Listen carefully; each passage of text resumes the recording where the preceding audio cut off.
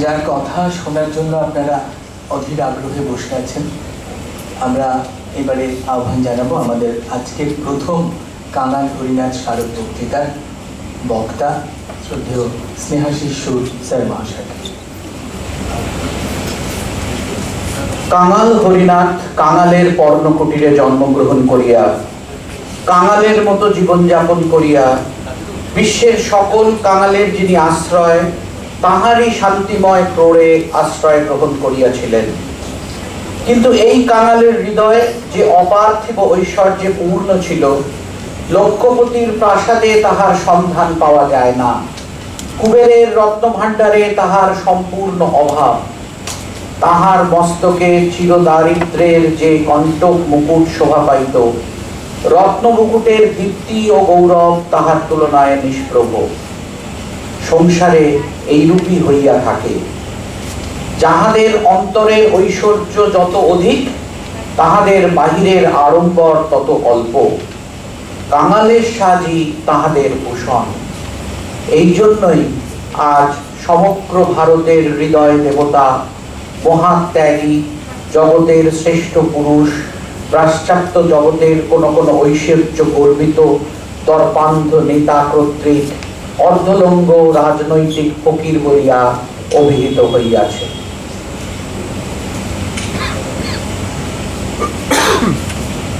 জয়পুরিয়া কলেজের মাননীয় ভারপ্রাপ্ত অধ্যক্ষ অধ্যাপিকা নন্দিতা সেন চক্রবর্তী মহোদয়া এবং এই বক্তৃতামালার আয়োজক এই কলেজের মাননীয় অধ্যাপক শ্রদ্ধেয় শ্রী রাধানাথ পাইন, আমার স্নেহের অধ্যাপক ডক্টর আবির চট্টোপাধ্যায়, যিনি কলকাতা বিশ্ববিদ্যালয়ের স্নাতক স্তরের যে শিক্ষা সংসদ তার সভাপতি এবং এই মহাবিদ্যালয়ের সাংবাদিকতা ও গণব্যাপন বিভাগের বিভাগীয় প্রধান, বিশিষ্ট গণমাধ্যম বিশেষজ্ঞ শ্রদ্ধেয় শ্রী সুবীর ঘোষ এবং বাকি আমার ছাত্র প্রতিম অধ্যাপক এবং এখানকার বিশিষ্ট অধ্যাপক বৃন্দ এবং প্রিয় ছাত্রছাত্রীরা, আমি প্রথম কাঙাল হরিনাথ স্মারক বক্তৃতা দেবার জন্য কেন আমাকে উদ্যোক্তারা বেছে নিয়েছেন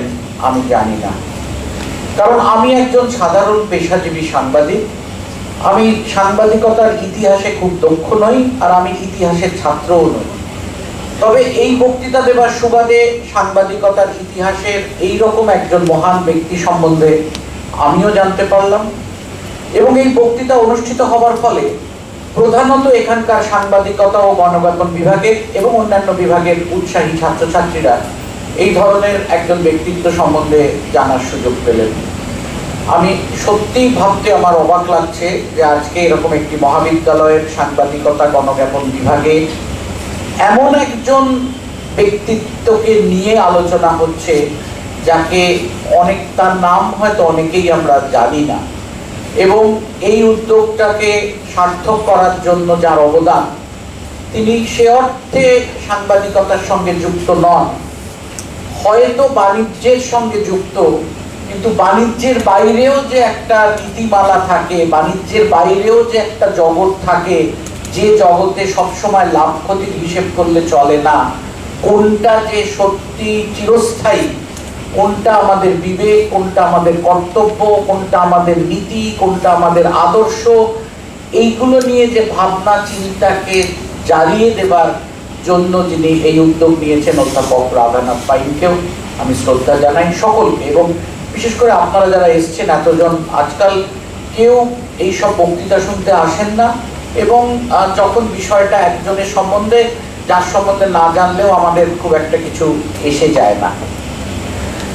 আজকাল যেসব আলোচনা চক্র হয় সাংবাদিকতার বিষয়ে, তার হয় কৃত্রিম বুদ্ধিমত্তা, আর না হলে হয়তো এই ডিজিটাল মাধ্যম এইসব।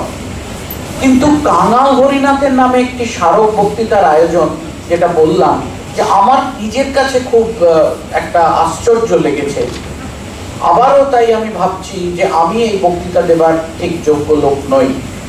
যেভাবে আমার সঙ্গে কথা হয়েছে, যেহেতু এটা প্রথম কাঙাল হরিনাথ স্মারক বক্তৃতা, আমরা বক্তৃতাটাকে একটু ভাগ করে নেবার চেষ্টা করব।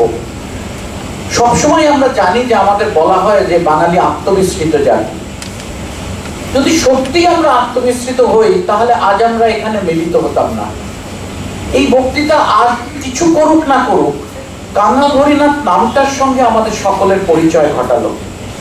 আমাদের সকলের বোঝা দরকার যে তার জন্মের প্রায় 200 বছর পরে, প্রায় 200 বছর পরেও কাঙাল হরিনাথ নামটা কেন বাংলার সাংবাদিকতার ইতিহাসে আজও চর্চিত হচ্ছে, কেন আমরা সেই নামটা স্মরণ করছি। আপনারা লক্ষ্য করেছেন যে তার নামের সঙ্গে আপোষহীন সাংবাদিকতা শব্দবন্ধটা যোগ করা হয়েছে। তাহলে কার বিরুদ্ধে তার প্রতিবাদ?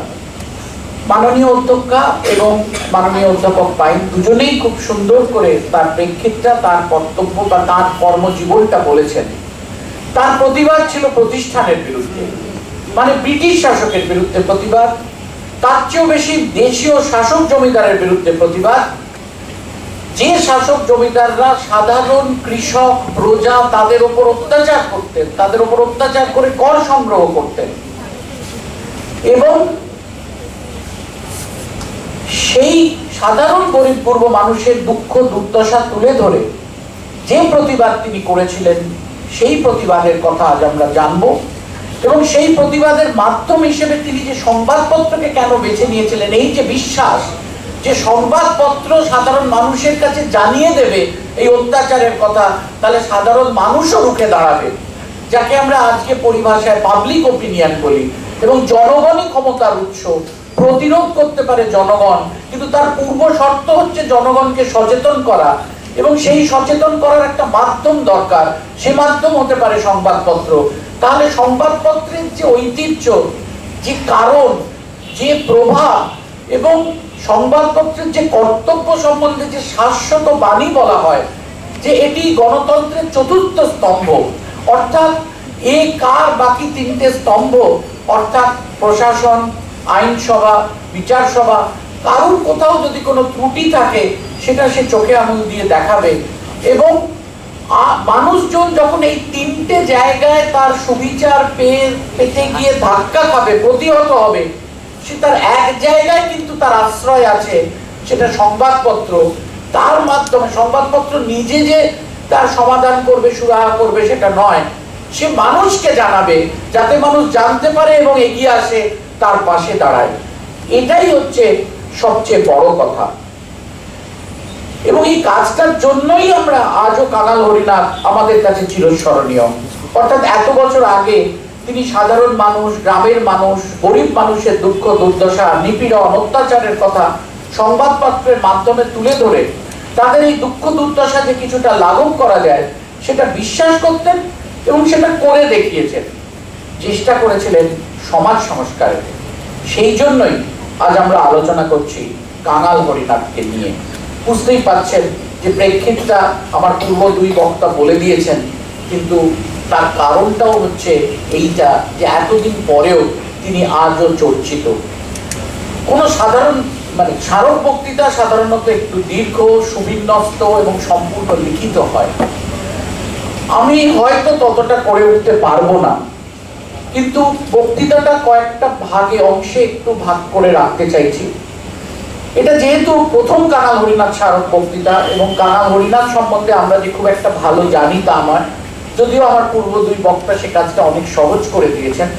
এবং যারা ছাত্রছাত্রী আছেন, বিশেষত সাংবাদিকতার ছাত্রছাত্রী, তারা যখন সাংবাদিকতার ইতিহাসটা জানতে চান এবং ইতিহাসটা কিসের ঐতিহ্যের আমরা ধারক বাহক, কি আমাদের ঐতিহ্য, আমাদের পূর্বসূরীরা কি করে গেছেন, সেইটা না জানলে তো আমাদের কোথায় তিনি তার বেঁধে দিয়েছেন সেটা তো আমরা জানবো না। ফলে সেইটা আমাদের জানা দরকার, এবং তাই আমরা প্রথম আলোচনা করব কাঙাল হরিনাথকে নিয়ে। তার জীবন, বাংলার নবজাগরণের অন্যতম পথিক কাঙাল হরিনাথ, শিক্ষা বিস্তারে, বিশেষত স্ত্রী শিক্ষার বিস্তারে কাঙাল হরিনাথের ভূমিকা, এবং আগে যেটা বলেছি যে সাধারণ গরিব দুর্গম গ্রামের মানুষের প্রতি অত্যাচার ও শোষণের বিরুদ্ধে সংবাদপত্রের মাধ্যমে প্রতিবাদী কাঙাল হরিনাথ এবং তার গ্রাম বার্তা প্রকাশিকা সংবাদপত্র, তার প্রথম উপন্যাস বিজয় বসন্ত, এবং অন্যান্য লেখালেখি সম্বন্ধেও একটু বলার চেষ্টা করব। এবং এই বিজয় বসন্ত উপন্যাসটিকে শিবনাথ শাস্ত্রী তার রামতনু লাহিড়ী ও তৎকালীন বঙ্গ সমাজ গ্রন্থে বাংলা সাহিত্যের অন্যতম প্রথম উপন্যাসের মর্যাদা দিয়েছেন। এছাড়া তার অন্যান্য লেখালেখি আছে এবং আপনারা শুনলেন যে বাউল গানে তার একটা সহজাত আগ্রহ ছিল, যোগদান ছিল এবং এই কাজে তার একটা খ্যাতিও ছিল। তিনি জড়িয়ে পড়েছিলেন এবং খুব জনপ্রিয় ছিলেন। লালনের সঙ্গেও তার সম্পর্ক ছিল অত্যন্ত গভীর, সেটা আমাদের আলোচনায় আসবে। এবং আপনার এমন একটা উদাহরণ আসবে যখন জমিদারের লাঠিয়ালরা কাঙাল হরিনাথকে মারতে উদ্যত হয়, তখন কিন্তু লালন তার শিষ্যরা এসে দাঁড়িয়েছিলেন রুখে। তাদের এই গান এবং উদাত্ত যে প্রগাঢ় দর্প এবং যে অঙ্গীকার, তারকে ভেদ করে লাঠিয়ালরাও কিন্তু লাঠি চালাতে পারেনি। এটাও একটা অদ্ভুত ঘটনা। মানুষের প্রত্যয় যদি একজনকে বাঁচাতে সত্যের প্রতি যদি কেউ দাঁড়িয়ে থাকে, তার অঙ্গীকার, তার সাহস, যে অভ্যন্তরীণ যে সাহস, তারা যদি মৃত্যুকে, আহত হওয়ার ভয়কে বাদ দিয়ে যদি এসে রুখে দাঁড়ান, তাহলে ভাড়া করা লাঠিয়ালের লাঠিও ওঠে না। লাঠিয়ালও বুঝতে পারে কোথাও গলদ হচ্ছে, এখানে আমার লাঠি চালানো যাবে না। তার মধ্যেও মনুষ্যত্ব আসে, কিন্তু আমাদের সেইভাবে রুখে দাঁড়াতে হবে। এই রুখে দাঁড়ানোর কাজটা একটু আমাদের আজকে বোঝার চেষ্টা করতে হবে, সেই জন্যই আমি এই উদাহরণ দিলাম। প্রধানত সামগ্রিকভাবে বাংলার নবজাগরণের অন্যতম প্রধান প্রতিকৃতি হিসেবেও সমাজ সংস্কারক সাংবাদিক কাঙাল হরিনাথকে নিয়েই আমরা আলোচনা করব। তবে এটাও জানা দরকার যে তিনি কেন অদ্ভুত এই কাঙাল হরিনাথ নামে পরিচিত হলেন।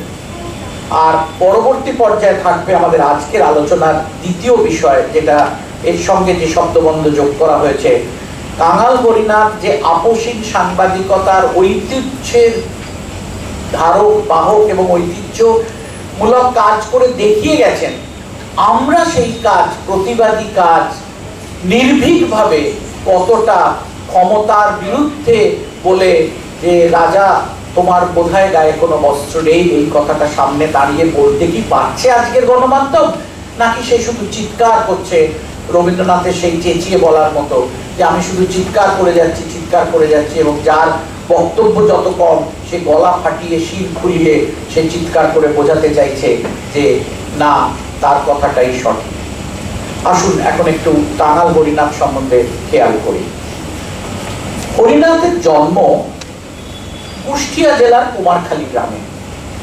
কুষ্টিয়া জানেন এখন বাংলাদেশ, আপনারা যদি এখান থেকে যান বনগাঁর পরেই হচ্ছে যশোর, যশোরের পরে খুলনা, আর যশোর খুলনা দিয়ে একটু ওপরের দিকে যদি যান সাগরদাড়ি ছাড়িয়ে, অর্থাৎ মাইকেল মধুসূদনের জন্মভিটের দিয়ে যশোরের ঠিক ওপরে হচ্ছে কুষ্টিয়া। এই কুষ্টিয়ায় কিন্তু রবীন্দ্রনাথের শিলাইদহ কুঠিবাড়ি, এবং এই কুষ্টিয়াতে তার অল্প কাছে হচ্ছে লালন শাহের যে আখড়া এবং মাজার, ওখানে লালন শাহের যে কেন্দ্র সেটা ওখানে। এই হচ্ছে কুষ্টিয়ার একটা ঐতিহ্য, এবং এটা কলকাতার খুব একটা দূরে নয়। তার বাবার নাম ছিল হলধর মজুমদার এবং মায়ের নাম কমলিনী দেবী। তিনি তাদের একমাত্র সন্তান, এবং আপনারা আগেই শুনেছেন যে তার জন্মের 1 বছর পরেই তিনি মাতৃহারা হন, এবং তার মা চলে যাওয়ার পর তার বাবাও সংসারে আর মন দেননি, তিনিও খুব একটা বিভাগী হয়ে যান, এবং তার অল্প বয়সে তিনি বাবাকেও হারান। এই যে কাঙাল নামটা, কাঙাল নামের এখানেরও একটা উৎস আছে। তিনি কিন্তু সে অর্থে অনাথ হিসেবে প্রতিপালিত হতে থাকেন তার বাবার কাকিমার কাছে, এবং তার সেরকম সম্বল ছিল না বা আর্থিক সঙ্গতি ছিল না। একটি বিদ্যালয়, অর্থাৎ এই কুমারখালীর কৃষ্ণধর মজুমদার প্রতিষ্ঠিত ইংরেজি স্কুলে তিনি ভর্তি হয়েছিলেন, কিন্তু টাকা পয়সার অভাবে শেষ পর্যন্ত আর স্কুলে যেতে পারেননি। কিন্তু তা সত্ত্বেও হরিনাথের অদম্য জ্ঞানস্পৃহা স্তীমিত হয়নি। তিনি কিন্তু কলকাতাতেও লেখাপড়া করার সুযোগ চেষ্টা করেছিলেন। এখানে এসেছিলেন, বললাম কলকাতা, যশোর, কলকাতা তো আপনারা জানেন খুবই দূরে ছিল না, যশোর রোড। কিন্তু তারপরে এখানেও 10-12 দিনের বেশি একজন অনাথ দুস্থ হরিনাথ এখানে কোথাও ঠাঁই পাননি, তিনি আবার ফিরে গেছিলেন। এই সময় ব্রাহ্ম ধর্মের, আপনারা যদি সালটা দেখেন যে উনি জন্মেছেন 1833, সেই সময় ব্রাহ্ম ধর্মের বিস্তার হচ্ছে, এবং দেবেন্দ্রনাথের সূত্রে ওই কুষ্টিয়া এলাকাতেই তো আপনি জানেন যে ওদের জমিদারি ছিলেন, ওখানে ব্রাহ্ম ধর্মের একজন আচার্য হিসেবে পাঠিয়েছিলেন দয়াল চাঁদ শিরোমণিকে। তারই কাছে হরিনাথ ভালোভাবে বাংলা ব্যাকরণ পড়েন। তত্ত্ববোধিনী পত্রিকা আর ব্রাহ্ম ধর্মের কিছু বই পড়ে তিনি বাংলা ভাষা ভালোভাবে আয়ত্ত করেন। ঈশ্বর গুপ্তের সংবাদ প্রভাকর পত্রিকাও হরিনাথের শিক্ষাকে অনেক দূর পর্যন্ত এগিয়ে নিয়ে গেছিল। অর্থাৎ তার প্রথাগত শিক্ষা যে খুব একটা হয়েছিল তা নয়। আমি যখন নবজাগরণের কথা বলছি তথাকথিত ইংরেজি শিক্ষাও হয়নি, কিন্তু তার চিন্তা চেতনায় একটা নতুন বোধ, অর্থাৎ রুখে দাঁড়াবার বোধ, অত্যাচারের বিরুদ্ধে রুখে দাঁড়াবার বোধ একটা তৈরি হয়েছিল। এখন এই নিজেও কিন্তু তিনি তারপরে সাহিত্য এবং শিক্ষা বিস্তার করেছিলেন, কিন্তু তার আগে আমাদের যেটা খুব জানতে ইচ্ছে করে, আমি যেটা সংক্ষেপে বললাম যে কাঙাল নামটা কেন এলো। তার অনেক জীবনীকাররা আছেন, আমি এতক্ষণ জলধর সেন তার সুযোগ্য ছাত্র, তার কিছু কথা, সত্যবতী গিরি অধ্যাপিকা তিনি একটি বইতে অনেক কিছু লিখেছেন, আর আবুল হাসান চৌধুরী বাংলাদেশের একজন সাংবাদিক সম্পাদক, তারও রচনা আছে। সেখান থেকে আমরা যা যা পাচ্ছি কিছুটা আপনাদের সামনে রাখার চেষ্টা করছি। এখন এই কাঙাল নামটা কেন? এক হচ্ছে তিনি দুস্থ সেই জন্য, কিন্তু সত্যিই কি দারিদ্র্যের জন্য কাঙাল? তিনি কিন্তু কাঙাল ছিলেন নীতিবোধের প্রতি, নীতিবোধকে নিয়ে যেতে হবে, তার কাঙাল ছিলেন। তার মধ্যে একটা যাচ্চা বলে যে আমরা যেটা বলি, যে একটা আগ্রহ যে আমাকে যেতে হবে ওই নীতির দিকে, এবং সত্য সন্ধিৎস অর্থাৎ সত্যের প্রতি একটা আগ্রহ, তার সত্যের কাঙাল ছিলেন। কাঙাল মানে কি? যে সে কিছু চায়, কিসের প্রতি? সত্যের প্রতি এবং সে নীতির প্রতি। সত্য ও ন্যায় প্রতিষ্ঠার লক্ষ্যে আপসীন সংগ্রামের ব্রতচর্যায় জীবনচরণকে অতি সাধারণ স্তরে নিয়ে এসে সাধারণ হতদরিদ্র পীড়িত মানবাত্মার আত্মীয় হয়ে ওঠার সমার্থক হচ্ছে এই কাঙাল শব্দ। মানব মুক্তির লক্ষ্য হচ্ছে কাঙাল, সাধক শব্দের সমার্থক, অর্থাৎ যিনি মানব মুক্তির জন্য সাধনা করেন। কিসের কাঙাল? মুক্তির কাঙাল। সে যেতে চাইছে কোথায়? তার অভিষ্ট কোথায়? মুক্তি। কিসের মুক্তি? মানবের মুক্তি। কি মুক্তি? শৃঙ্খলার থেকে মুক্তি, অত্যাচার থেকে মুক্তি, নিপীড়ন থেকে মুক্তি। সেই তার অন্তরের বোধ যদি জাগরিত হয় মানুষের, তার জন্যই তিনি চেষ্টা করেছিলেন। তিনি সে অর্থে শিক্ষিত ছিলেন না বলে তাকে নিম্ন শ্রেণীর মানুষ হিসেবেও কাঙাল অনেকে বলতে পারেন, সেদিকেরও একটা তত্ত্ব আছে। কিন্তু তিনি পীড়িত হতদরিদ্র মানুষের আত্মার পরম আত্মীয় হয়ে উঠেছিলেন।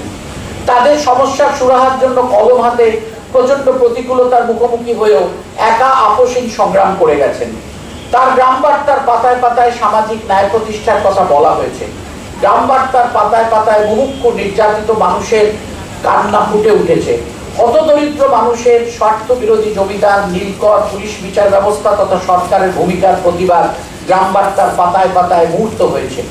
সুতরাং এই যে কাজটা তিনি করতেন, এই সত্যের প্রতি যে কাঙাল তিনি ছিলেন, ন্যায়ের প্রতি যে কাঙাল ছিলেন, এটাও হয়তো তাকে কাঙাল পদবিতে বলা হয়। এক হচ্ছে তার আর্থিক দিক থেকে তার দুরবস্থা ছিল, অনাথ ছিলেন, এবং তারপরে এই সত্যের প্রতি তার আগ্রহ, নীতির প্রতি আগ্রহ, ন্যায়ের প্রতি আগ্রহ, এর জন্যও কাঙাল বলা হয়।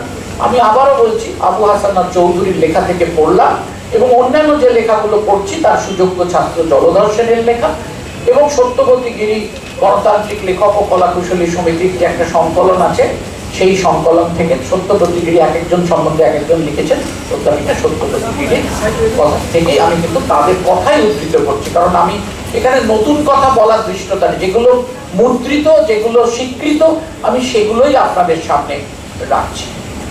এরপর আমরা দেখি যে তিনি তথাকথিত অল্প শিক্ষিত হয়ে নিজে কিভাবে শিক্ষা বিস্তার করছেন। অর্থাৎ ওই যে রামমোহনের নবজাগরণের কথা বলছি, সময়টা যদি আপনারা দেখেন এই সময়, তাহলে বুঝতে হবে যে একদিকে শহরাঞ্চলে নবজাগরণের আলোক এসে পৌঁছেছে। আমি সেদিক থেকে নবজাগরণ, রেনেসা, শহর, Hindu college, Scottish Church College, school, General Assemblies Institution, Hare school, Bethune school, এই যে পাড়াটা, ডাফ স্কুল, এগুলোর কথায় আমি আসছি না। কিন্তু এই সময় একটা নবজাগরণের প্রসার ঘটছে, যাই বলুন, এই সময় এটা শহর কেন্দ্রিক নবজাগরণ, এটাকে আরবান নবজাগরণ মানে আরবান রেনেসা বলে অনেকে উল্লেখ করছেন। কিন্তু কাঙাল হরিনাথ এই নবজাগরণের আলোকটা গ্রামে নিয়ে যাচ্ছেন। একদিকে দেখুন তিনি তথাকথিত ইংরেজি শিক্ষায় শিক্ষিত নন, নবজাগরণের অন্যতম মূল কথা হচ্ছে পাশ্চাত্য শিক্ষার আলোক, কিন্তু সেখানে তার তথাকথিত পাশ্চাত্য শিক্ষার আলোক নেই, কিন্তু তার নীতিবোধে তিনি সেই পাশ্চাত্য শিক্ষার আলোকে আলোকপ্রাপ্ত হয়েছেন এবং সেই আলোটা তিনি আলোকবর্তিকাটা নিয়ে যাচ্ছেন কোথায়? গ্রামাঞ্চলে, মাটির কাছাকাছি, মাঠ পর্যায়ে, তৃণমূল স্তরে, যেখানে সেই কৃষক জমিতে চাষ করছে, যেখানে শ্রমিক তার শ্রম দিচ্ছে, একেবারে সেই প্রত্যন্ত এলাকায় সেই অন্তজ মানুষদের কাছে তিনি নিয়ে যান। এবং তিনি একটি বিদ্যালয় স্থাপন করেছিলেন, যে বিদ্যালয়টি 1854 সালের 13 জানুয়ারি কুমারখালীতে একটি বাংলা পাঠশালা তৈরি করেন এবং সেখানে তিনি অবৈতনিক শিক্ষক ছিলেন। এবং তারপর সেটি এত ভালো চলে এবং আরো অনেকে শিক্ষকরা আসেন, সেখানে সরকার সেটাকে পোষিত করেন, অর্থাৎ সরকার সাহায্য দেন এবং তার সুনাম বৃদ্ধি পায় এবং সংবাদ প্রভাকর, এডুকেশন গেজেট, সাপ্তাহিক বার্তাবহ প্রভৃতি এইসব জায়গায় এটার খুব প্রশংসা পেলেন। ফলে তার মাইনে দাঁড়ায় মাসিক 20 টাকা, অন্য প্রধান শিক্ষক হলে অন্য শিক্ষকদের 15 টাকা। তিনি কিন্তু অতিরিক্ত 5 টাকাটা নিতেন না, ওই 5 টাকা দিয়েও ছাত্রদের কল্যাণে তিনি কাজ করতেন। এবং এই সব করতে করতে তিনি তার বন্ধু মথুরানাথ মৈত্রের বাড়ির চণ্ডী মণ্ডপে একটি নৈশ বিদ্যালয় স্থাপন করেন। এই যে ড্রপ আউট শব্দটা আমরা বলি না, আজকে কিন্তু বুঝতে হবে গ্রামাঞ্চলের দারিদ্র সেখানকার শিশুদের, কিশোরদের বিদ্যালয়ে পাঠাতে পারে না। একটি ছেলে মানে আরেকজন শ্রমিক, একটি ছেলে মানে মাঠে কাজ করার আর দুটো হাত, ফলে তাকে বাবার সঙ্গে কাজে যেতে হয়, তাকে বিদ্যালয়ে পাঠানো মানে বিলাসিতা। তখন সেই ছেলেরাও যাতে শিক্ষার আলোক পায়, একেবারে সমাজের নিচের স্তরের আর্থসামাজিকভাবে যে শিশুরা বিদ্যালয়ের গণ্ডিতে যেতে পরিসরে যেতে পারছে না, তাদের জন্য তার বন্ধুর বাড়িতে নৈশ বিদ্যালয় স্থাপন করেন।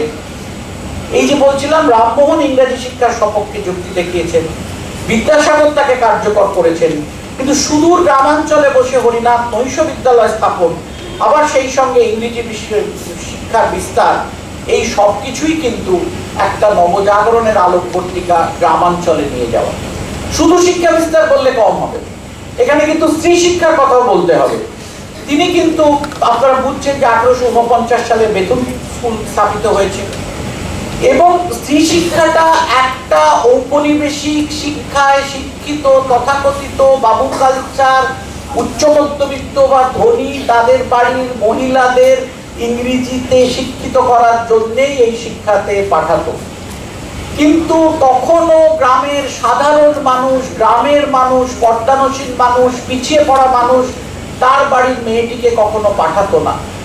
এই দৃশ্য অনেকটাও হয়তো দেখবেন এত বছর পরে, 150-200 বছর পরে তফাৎ হয়েছে, খুব তফাৎ হয়েছে না হয়েছে আমি এগুলোর মধ্যে যাচ্ছি না, কিন্তু একটু পেছন দিকে তাকালেই কিন্তু এটা ছিল বাস্তব।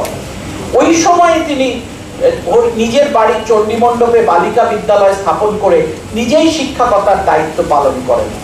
অর্থাৎ একদিকে দেখা যাচ্ছে যে নগর কেন্দ্রিক যারা নবজাগরণের কাজ করছেন, অন্যদিকে দেখা যাচ্ছে সেই, আবারও বলছি, পাশ্চাত্য তথাকথিত পাশ্চাত্য শিক্ষায় শিক্ষিত না হয়ে, সেই আলোক না নিয়ে নিজের বোধ থেকে উন্নত শিক্ষার চিন্তা চেতনা নিয়ে এসে তিনি গ্রামের শিক্ষা বিস্তার করছেন। যারা তথাকথিত বিদ্যালয়ের বাইরে তাদের জন্য শিক্ষার ব্যবস্থা করছেন এবং বালিকাদের জন্য নারী শিক্ষার ব্যবস্থা করছেন। তাহলে বুঝুন যে একজন যে মানুষ অনাথ, তাহলে সত্যিই তো ইচ্ছে থাকলে উপায় হয়, যদি নিজের জোর থাকে, মনের জোর থাকে, তাহলে যে করা যায় সেই কাজ তো তিনি করে দেখাচ্ছেন। তার থেকে বড় সমাজ সংস্কারও তিনি সমাজের একেবারে প্রত্যন্ত স্তরে সংস্কার করছেন, এরকম আর কি আছে? আমরা যেমন একটু ওনার সাহিত্যের কথায় যদি আসতে চেষ্টা করি, তাহলে আমরা দেখব যে হরিনাথের সাহিত্য সাধনা বা পত্রিকা সম্পাদনা সবসময় কিন্তু মানে সমাজ চিন্তায় ঘিরে ছিল। যখন আমরা তার পত্রিকার কথায় আসবো, তখন আমরা দেখবো যে তিনি কিভাবে অত্যন্ত দৃঢ়তার সঙ্গে প্রতিবাদ করছেন। কিন্তু আবারও একটা জিনিস যেটা দেখা যায়, যে তার লেখা প্রথম উপন্যাস যেটা বললাম বিজয় বসন্ত, এইটাকে কিন্তু অন্যতম প্রথম বাংলা উপন্যাসের শিরোপা দেওয়া হচ্ছে। আলালের ঘরে দুলাল আছে, আরো একজন বিদেশিনীর লেখা আরেকটি উপন্যাসও আছে, কিন্তু এটাকেও সেই জায়গায় বলা হচ্ছে যে নবজাগরণের যুগের চিন্তা চেতনার প্রতিফলন সেইটা সাহিত্য জীবনে আসে। ওর সাহিত্য জীবনের গুরু কিন্তু ঈশ্বরচন্দ্র গুপ্ত। তার প্রেরণাতেই তিনি, যেটা শুনলেন, সংবাদ প্রভাকরে লিখতে শুরু করেন। তার প্রায় 50টির মতো গ্রন্থ আছে, কিন্তু অধিকাংশ গ্রন্থ মুদ্রিত হয়নি এবং তার পাণ্ডুলিপিও পাওয়া যায় না। তার সুযোগ্য ছাত্র এবং জীবনীকার জলধর সেন বলেছেন, গ্রামের যুবকগণ যাহাতে নির্দোষ আমোদ উপভোগ করিয়া সময় অতিবাহিত করিতে পারেন, সেই জন্য হরিনাথ অনেকগুলি পৌরাণিক নাটক, যাত্রা, পাঁচালী, কীর্তন এইসবও রচনা করেছেন। অর্থাৎ দেখুন, আজকে আমাদের এই বিভাগের নাম কিন্তু শুধুমাত্র আর সাংবাদিকতা নেই, সাংবাদিকতা ও গণজ্ঞাপন, mass communication, medium of mass communication শুধুই যে মুদ্রণ মাধ্যম, ধ্বনিদৃশ্য মাধ্যম, বেতার, এগুলো নয়। গণজ্ঞাপনের, গণমাধ্যমের অন্যতম মাধ্যম হচ্ছে আমাদের যেগুলো লোক মাধ্যম, অর্থাৎ ফোকলোর যেগুলোকে বলি, গান, কবি গান, যেগুলো ঘুরে ঘুরে কবিরা গান। তখন না ছিল ভিডিও রেকর্ডিং, না ছিল ডিজিটাল, না ছিল টেলিভিশন, তারাই ঘুরে ঘুরে গাইতেন। বাউলরা গাইছেন, কবিরা যারা কবি গান করেন তারা গাইছেন। তো এই ধরনের গান, পালা, নাটক, যেগুলো মানুষ বুঝতে পারছেন যে তার সামনে যাত্রা, যাত্রা মানুষ কেন সহজে গ্রহণ করে, সে ছোট থেকে গ্রামের মানুষ যাত্রা থেকে অভ্যস্ত। ফলে যে মাধ্যমের মধ্যে দিয়ে আমার সংকেত বা বার্তাটা আমি তাকে পৌঁছতে পারবো, যদি সেই মাধ্যমটা তার একান্ত নিজের হয়। আমি এমন কিছু কারিগরি প্রযুক্তি প্রকৌশল নির্ভর এমন কিছু দেখালাম, সে যেতেই পারলো না, করতেই পারলো না, তাহলে আমার বার্তা পৌঁছবে না। কিন্তু এমন মাধ্যমের ওপর দিয়ে যদি যায়, সে মাধ্যমটা তার পরিচিত, ফলে সে কিন্তু সেটা গ্রহণ করতে পারবে। ফলে এই যে বাউল গান, এই যে যাত্রা, এই পৌরাণিক জিনিস, এইগুলো কিন্তু একটা অন্যতম গুরুত্বপূর্ণ বিষয়। 19বিংশ শতাব্দীর বাংলা গদ্যের ইতিহাসে হরিনাথের উপন্যাসোপম 3টি রচনা বিশেষভাবে উল্লেখযোগ্য। তার মধ্যে বিজয় বসন্ত বলেছি, প্রেম প্রমীলা ও চিত্তচপলা। হরিনাথের গদ্যে কিন্তু ইংরেজি সাহিত্যের প্রভাব ছিল না, কারণ এটা অবশ্যই ছিল না, কারণ তিনি ইংরেজি সাহিত্যের মধ্যে ছিলেন না।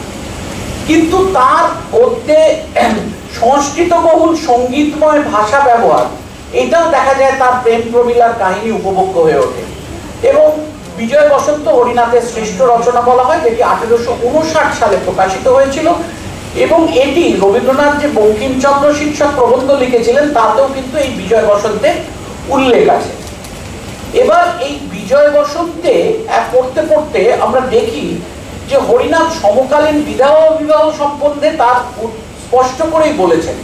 এবার কোন কোন লেখায় দেখা যাচ্ছে যে তিনি চূড়ান্তভাবে বিধবা বিবাহ সমর্থন করছেন, আর কোথাও মনে হচ্ছে যে তিনি হয়তো 3 পা এগোলে 2 পা পেছোচ্ছেন, এরকম একটা সংস্কার গ্রামের দিকে।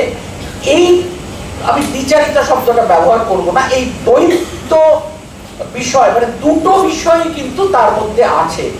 যেমন ধরুন, তিনি এই বিজয় বসন্তেরই এক জায়গায় আছে, দ্বিস্বামিনী অপেক্ষা ব্রহ্মচর্য ব্রতবলম্বিনী সহস্রাংশে গুরুতরা ও দেবতার ন্যায় পূজনীয়া তাহাতে সন্দেহ নেই। এই সীমাবদ্ধতা একদিকে ছিল, এক বৈপরীত্য। একদিকে তিনি সমাজ সংস্কারক বা সংস্কার করতে গিয়ে কোথাও আটকাচ্ছেন, কেন আটকাচ্ছেন জানি না। আবার দেখা যাচ্ছে বিদ্যাসাগরের, আপনারা বুঝতে পারছেন তো, রামমোহন, বিদ্যাসাগর, তার একটা প্রভাব আছে। যদিও বিদ্যাসাগরও হরিনাথ সম্বন্ধে খুব একটা কিছু লেখেননি, আবার হরিনাথ ও বিদ্যাসাগর সম্বন্ধে খুব একটা কিছু লেখেননি, কিন্তু ধরে নেওয়া হয় যারা তাদের জীবনী নিয়ে চর্চা করেছেন তারা বলেন অবশ্যই এই দুজনের প্রভাব ছিল। নবজাগরণের প্রভাব মানে এই দুজনের বাইরে তো হতে পারে না। বিদ্যাসাগরের যে বিধবা বিবাহের আন্দোলন, তার প্রতি হরিনাথের সমর্থন ছিল বলেই মনে করা হয়। এটা গ্রামবার্তায় এক পত্রক একজন মানুষ চিঠি দিয়েছিলেন গ্রামবার্তায়। এখন সেইটাতে, সেই চিঠিটা ছিল, বিধবা দিগের দুঃখ দেখিয়া যিনি দুঃখানুভব না করেন, তিনি যে পাষাণ হৃদয় ইহাতে সংশয় নাই। তাহারা যে অসহ্য দুঃখে দিনপাত করে, তাহা অন্তর্যামী পুরুষই জানেন। যাহারা পরদুঃখ কাতর ও পরোপকারী, এ বিষয়ে মনোযোগী হওয়া তাহাদের অবশ্যই কর্তব্য। অর্থাৎ বিধবাদের সমস্যাটা তুলে ধরে একজন পত্রলেখক লিখছেন যারা সংস্কারক তাদের এই বিষয়ে দৃষ্টি দেওয়া উচিত। প্রথমত তো এটি ছাপা হয়েছে, যদি উনি বিধবা বিবাহের বিরুদ্ধে হন তাহলে ছাপা হতো না। এবং তারপরে তিনি লিখছেন যে মানে হরিশ্চন্দ্র মিত্র একটি পর্যায়ে বিবাহ বিবাহের বিরুদ্ধাচরণ করেছিলেন, তার সম্পাদক হিন্দু রঞ্জিকায় যে লেখালেখি করেছিলেন। এই পত্র প্রতিবেদনের পত্রকার যে বিষয়ে উল্লেখ করে লিখেছেন যে বিধবা বিবাহের প্রতি তার সপক্ষতা না থাকলে হরিনাথ তার শ্রদ্ধাভাজন হরিশ্চন্দ্র মিত্রের উদ্দেশ্যে লিখিত পত্রকারের এ ধরনের বক্তব্য প্রকাশ করতেন না।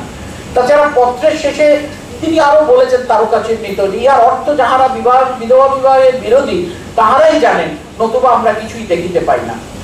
এই মন্তব্যতে বোঝা যায় যে কাঙাল হরিনাথ কখনোই সম্পূর্ণভাবে বিধবা বিবাহের বিরুদ্ধে ছিলেন না, অর্থাৎ তিনি একজন সমাজ সংস্কারকই ছিলেন। হয়তো কোনো একটা সময়ের কোনো একটা লেখাতে তার বিচারিতা কিছুটা দেখা যায়।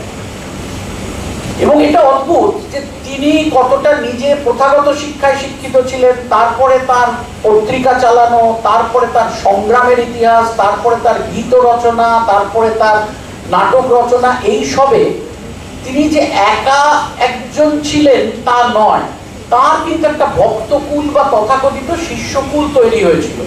তারা কিন্তু সকলেই খুব বিদগ্ধ মানুষ, আমি নামগুলো পড়লে আপনারা বুঝতে পারবেন। মীর মোশাররফ হোসেন, জলধর সেন, যে জলধর সেন তার জীবনী লিখেছেন, একটা প্রকাশ করেছেন, একটা নিজে লিখেছেন, শিবচন্দ্র বিদ্যার্ণব, অক্ষয় কুমার মৈত্রেয়, দীনেন্দ্র কুমার রায় এদের মধ্যে একজন। কিন্তু এই যে বাউল, এবার আমরা যদি বাউল গানের কথায় আসি, যে বাউল গানের কথা আমাদের মাননীয় অধ্যক্ষা মহোদয়া বললেন, যে বাউল গানের জন্যই কিন্তু তার একটা বিরাট পরিচিতি ছিল, জনপ্রিয়তা ছিল। এবং মানে শেষের দিকে কিন্তু 22 বছর পর নানা কারণে এই পত্রিকাটি বন্ধ হয়ে যায়। এই পত্রিকা কয়েকজন সহায়তা করতেন, পৃষ্ঠপোষকতা করতেন, তারাও আস্তে আস্তে সরে আসেন, কিন্তু তারপরে ওটা বন্ধ হয়ে যায়। এবং শেষের দিকে উনি বুঝতে পেরেছিলেন কিনা জানি না, উনি এই বাউল গানের দলে, সেটাও যে খুব একটা মানে পরিকল্পনা মাফিক তৈরি হয়েছিল তা নয়, খানিকটা হঠাৎ করে তৈরি হয়ে গেছিল। এবং একজনই যে লিখেছেন তা নয়, একাধিক লোক ওই ফিকির চাঁদের নাম দিয়ে, কাঙাল ফিকির এইসব নাম দিয়ে অনেকেই লিখতে থাকেন। এবং অনেকে লিখে এই দলে গিয়ে ঘুরে ঘুরে তারা গান গাইতেন।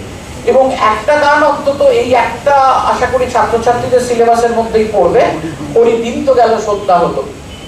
এই গানটা কিন্তু আমরা সবাই শুনেছি, যে বয়সেই হোক সব বয়সেই এই গানটা কিরকম একটা ভালো লাগে। হরি দিন তো গেল সন্ধ্যা হলো, পার করো আমার, সে সেমেস্টার পরীক্ষাই হোক, সিআইএই হোক, আর যে পরীক্ষাই হোক, সবসময় ওই সময় গিয়ে না একটা পার করার প্রতি আমাদের একটা এনসেম হোক, সিআইএফ হোক, যাই হোক, সবকটাতেই আমাদের একটা পার করার হয়। দিন তো গেল সন্ধ্যা হলো, সারাদিন পড়া হলো না কিছু। আর আমরা যে বয়সে এসেছি সেই বয়সে তখন মনে হয় যে অনেক কিছু করলাম না, এবার তো পার করতে হবে, তখন এই জিনিসগুলো হয়। যেমন অনেকগুলো গান আছে দেখবেন, মানে বাউল গান, সেখানে খানিকটা আধ্যাত্মবাদ নিজের মতন করে, নিজের কথায়, খুব যে বড় গুরুগম্ভীর কথা তা নয়। শরীর অচল হয় রে যখন, পুত্র কন্যা স্ত্রী পরিজন, মন দিয়ে শুনবেন। আজকের দিনে বয়স্ক মানুষদের যে মূল সমস্যা, এইটা দেখুন আজ থেকে 150 বছর আগে লিখেছেন, মন দিয়ে কথাগুলো শুনুন। শরীর অচল হয় রে যখন, পুত্র কন্যা স্ত্রী পরিজন, বিষ নয়নে দেখে তখন, বন্ধু না করে জিজ্ঞাসা। ক্ষমতা যখন থাকে সম্ভ্রমে সবাই ডাকে, কর্তা বলিয়ে করে প্রশংসা। যখন চেয়ার আছে তখন সবাই স্যার স্যার করবে, তারপর বয়স হলে স্ত্রী বা ছেলে, আপনারা স্ত্রী বদলে এখানে জীবনসঙ্গী শব্দটা ব্যবহার হওয়া উচিত, আজকাল তো বুঝছেন, মানে আমাদের পুরুষ স্ত্রী এটা নির্বিশেষে বলা হয়। তো এটা তো বাস্তব, মানে সেই জিনিসগুলো তো তিনি পরিষ্কার বলছেন। হরিনাথের কিন্তু নির্দিষ্টভাবে বাউল দল করার কোনো সুপরিকল্পনা ছিল না, এবং তার এই কথাটা মাথাতেও কখনো আসেনি। এটা খানিকটা ওই তার শিষ্য অক্ষয় কুমার মৈত্র, শিষ্য বন্ধু যাই বলেন, তার মাথাতে প্রথম আসে। কাঙাল হরিনাথের বাড়িতে কিন্তু লালনের আসা যাওয়া ছিল, এবং আমি তো বললাম যে একটা ঘটনায় লালন এসে দাঁড়িয়েছিলেন, আমি তার পুনরাবৃত্তি করছি না। তো একদিন হরিনাথের বাড়িতে লালন এসে অনেক সময় গান শোনাচ্ছেন, এবং আরো অনেকে রয়েছেন।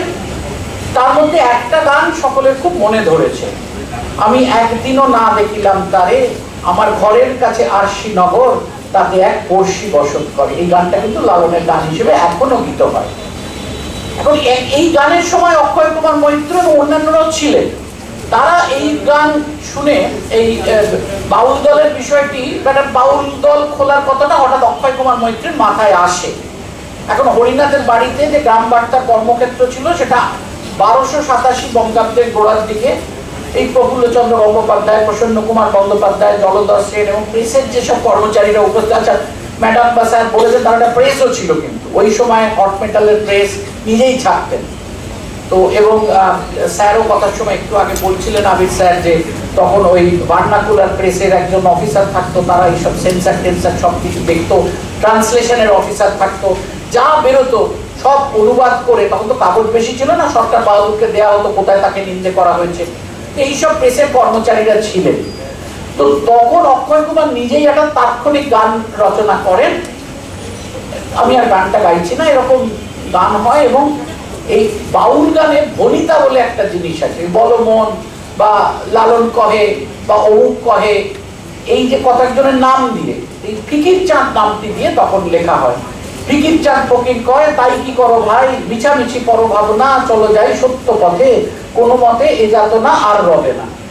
তো এই যে ধর্ম, যে ফিকির শব্দটা কেন এলো, ফিকির চাঁদ, ফকির হতে পারতো, ফিকির চাঁদ, এটা অনেকে বলেন। তার জীবনীকার যারা জীবনী রচনা করেছেন তারা বলেন যে তাদের কিন্তু ধর্মকর্ম করার কোনো উদ্দেশ্য ছিল না, কিন্তু এই কাজটার কোনো ফিকির করে তো বাউল গানটা গাইতে হবে। বাউল গানের উদ্দেশ্য ছিল জনমত জাগ্রত করা। এই পরের গানগুলো বা এই কথাগুলো যখন আসবে দেখবেন, বা ওনার অন্যান্য লেখায় মূলত দেশমাতৃকার প্রতি, যেরকম অন্যান্য আমাদের যে গান আছে সেই সব গানে দেশাত্মবোধক সঙ্গীতের পুরনো যে গান মানুষের হৃদয়কে জাগিয়ে তোলা, এইরকম গান কিন্তু ধর্মের কোনো কিছু ছিল না, ফিকির করে গাইতে হতো। সেই ফিকির করে গাওয়ার থেকে এই ফিকির চাঁদ নামের উৎপত্তি হয়।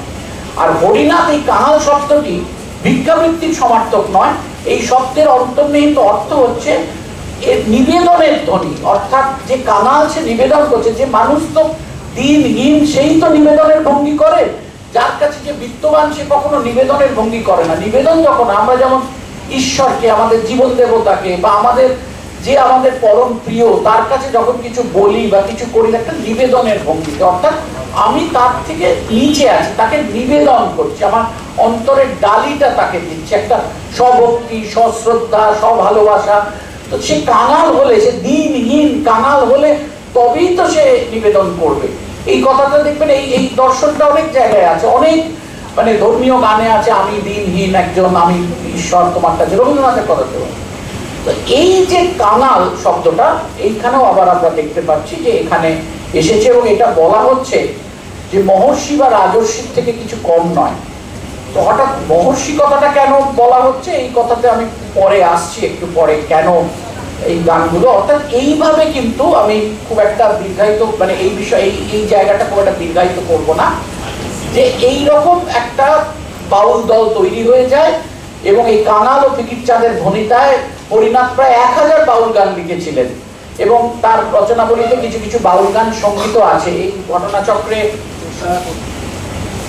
জলধর সেন, তার সুযোগ্য ছাত্র, বেশ কিছু তার লেখা সংগ্রহ করে একত্র করতে পেরেছেন। কিন্তু এখানে তার যে জীবনীটা আছে সেটা জলধর সেনের নয়। জলধর সেনের আমি যেটার থেকে প্রথমে পড়লাম সেই অংশটা কিন্তু জলধর সেনের নিজের লেখা কাঙাল হরিনাথের জীবনী থেকে। তো এই বাউল এবং এই বাউলের সঙ্গে লালন কিভাবে রুখে দাঁড়িয়েছিলেন, এই কথাটা এলো। এরপর আমরা যদি গ্রামবার্তা প্রকাশিতাতে আসি, তাহলে আমরা দেখছি যে এই পত্রিকা সম্পাদনের ফলে তিনি কিন্তু একটা নবজাগরণের একজন বিশিষ্ট ব্যক্তিত্ব, ওই যুগের একজন বিশিষ্ট ব্যক্তিত্ব হয়ে উঠছেন। একদিকে তার সঙ্গীত নাটকের প্রচার, অন্যদিকে পত্রিকা, অর্থাৎ এই যে গণসংযোগের একাধিক মাধ্যম সমসময়ে একই মানুষ তার ব্যবহার করছেন। আমরা আজকে আমাদের দূরদর্শন বা টেলিভিশন শব্দাবলীতে সাইমালকাস্ট বলি, একই সঙ্গে অনেক কিছু করা, মাল্টিটাস্কিং কথাটা বলি। তিনি কিন্তু এই যে কনভার্জেন্স জার্নালিজম আজকে আমরা বলি, একাধিক মাধ্যমে তার সমান উপস্থিতি, এইটাও কিন্তু আমরা দেখতে পাচ্ছি। এবং এই যে বাউল গানের কথাটা যদি বলি বা লালনের কথা যদি বলি, এই কথাটা আমরা অস্বীকার করতে পারবো না যে রবীন্দ্রনাথের সঙ্গে লালনের একটা সম্পর্ক ছিল। শিলাইদহ এবং কুষ্টিয়া কিন্তু একদম মানে কুষ্টিয়ার যে সদর শহর তার একদিকে শিলাইদহ যদি 10-15 মিনিট লাগে, আরেকদিকে লালনের বাড়ি আরো 10-15 মিনিট লাগে, মানে এমন কিছু বেশি না। ফলে দুজনের একটা যাতায়াত ছিল। ওই হাউস বোটে লালনের গান উনি শুনেছেন, আপনারা সবাই জানেন। কিন্তু রবীন্দ্রনাথ লালনকে যতটা তুলে ধরেছেন তার থেকে অনেক বেশি তুলে ধরেছেন কিন্তু কাঙাল হরিনাথ। এটাও কিন্তু একটি মানে বাস্তব। এবং হরিনাথ মাতৃভাষা চর্চাতেও খুব জোর দিতেন। সেটা বলতে পারেন যে তার তো তথাকথিত ইংরেজি শিক্ষায় তিনি পটু ছিলেন না, কিন্তু তার মানেই নয় যে তিনি মাতৃভাষাটাকে আলাদা করেও বলতেন। এবং যতদিন বঙ্গ সন্তান মাতৃভাষা উপেক্ষা করিয়া পরভাষার পক্ষপাতী থাকিবেন, যতদিন মাতৃভাষা ঘৃণা করিয়া বৈদেশিক ভাষা অনুশীলনে সময় ক্ষেপণ করিবেন, ততদিন বঙ্গের উন্নতির আশা আমরা করি না, ততদিন জাতীয় উন্নতির কোনো সম্ভাবনা দেখি না। যাহাতে দেশে মাতৃভাষার চর্চা দিন দিন বৃদ্ধি পায়, যাহাতে মাতৃভাষা আদরের সামগ্রী যত্নের ধন বলিয়া লোকের প্রতীতি জন্মে, যাহাতে সকলে বদ্ধপরিকর হইয়া মাতৃভাষার দিনবেশ ঘুচাইতে সমর্থ হয়, বিবিধ রত্নে মাতৃভাষাকে অলঙ্কৃত করিতে কৃতসংকল্প হয়, সে বিষয়ে চেষ্টা করা প্রত্যেক বঙ্গ সন্তানের অবশ্য কর্তব্য কর্ম।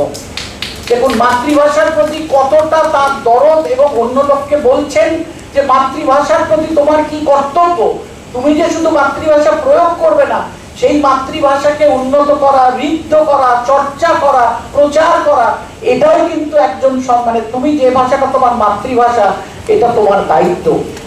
আজকে আমাদের কাজের প্রয়োজনে অনেক ভাষা বলতে হয়। আমরা এমন একটা দেশে বাস করি, আমাদের যোগাযোগের অন্য ভাষা বলতে হয়, আমরা আন্তর্জাতিক স্তরে অন্য ভাষা বলি। এবং আমাদের একটা কথা বলতে কোনো দ্বিধা নেই যে স্বাধীনতার এত বছর পরেও আমরা কিন্তু একটি ঔপনিক ভাষায় যদি আমি স্বাচ্ছন্দ্য না হই, তাহলে মনে করা হয় আমার মেধা যথেষ্ট নয়, আমি যথেষ্ট ভালো নই, ভালো ছাত্রছাত্রী নই, ভালো শিক্ষক নই। এটা যে কত বড় ভুল ধারণা। পৃথিবীর অনেক দেশে তারা জানলেও মাতৃভাষা ছাড়া অন্য ভাষা বলেন না। আমরা আজকে এটা খুব সংকটের দিন যে একটি পরিপূর্ণ বাক্যও আমরা পূর্ণ মাতৃভাষায় বলতে পারি না, পৃথিবীর যে কোনো মাতৃভাষায়। এই মাতৃভাষা দিবস, আন্তর্জাতিক মাতৃভাষা দিবস আমরা পেরিয়ে এসেছি, এবং আজকে বড় ভাষাগুলো এই সব ছোট ছোট ভাষাগুলোকে খেয়ে ফেলছে। বাংলা কিন্তু বড় ভাষা, পৃথিবীর মধ্যে হয় পঞ্চম নয় ষষ্ঠ এরকম বহুল প্রচলিত, বহুল প্রচারিত, বহুল ব্যবহৃত ভাষা। কিন্তু তা সত্ত্বেও এই আঞ্চলিক ভাষাগুলো, আঞ্চলিক ভাষা বাংলার তো অনেক, এটা প্রমিত বাংলা আমরা কথা বলছি, যেটাকে প্রমিত বাংলা, মান্য বাংলা যেভাবে বলা হয়, সেই বাংলায় আমরা কথা বলছি। সবাই একই রকম লিখবো, একই রকম বলবো, কিন্তু আঞ্চলিক ভাষা তো আছে, সেইগুলো আস্তে আস্তে চলে যাচ্ছে। বহু উপমহাদেশের বহু আঞ্চলিক ভাষা চলে যাচ্ছে। এইগুলোর প্রতিও আমাদের দৃষ্টি দেওয়ার সময় এসেছে।